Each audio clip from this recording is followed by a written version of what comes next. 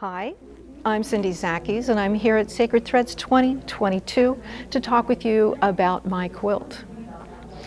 My work is generally imbued with memories, meaning, connections, things that matter for me.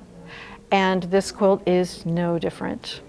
About 123 weeks ago, the people at my company packed up their offices and went home for what we thought would be 2 or 3 weeks until we rode out the pandemic.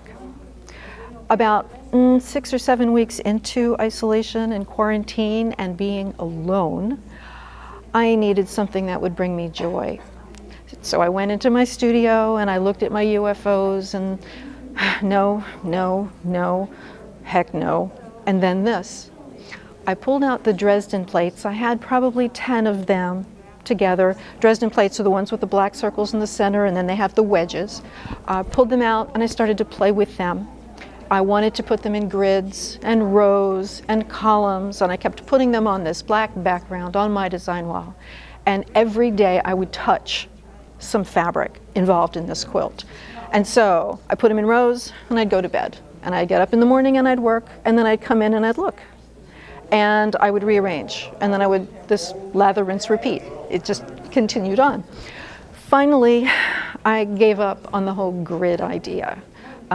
That's my comfort zone, but what better time to take a risk that won't make you sick than when you can't go anywhere anyway? And so I took a risk. I embraced the chaos, and I took them all down, and then I picked one up, and I said, okay, you are going to go here. And I just started laying them out. That went on for probably a month every day. I know, it boggles the mind. I didn't like them. Finally, I did like them. And then I realized there was space between them. And as I worked with the fabric and the pieced blocks, meaning began to emerge. In this case, the Dresdens, for me, are dancing. They're just moving around on the quilt, having a great time. Some people see parasols, other people see cogged wheels. I see just round people running around, not 6 feet apart.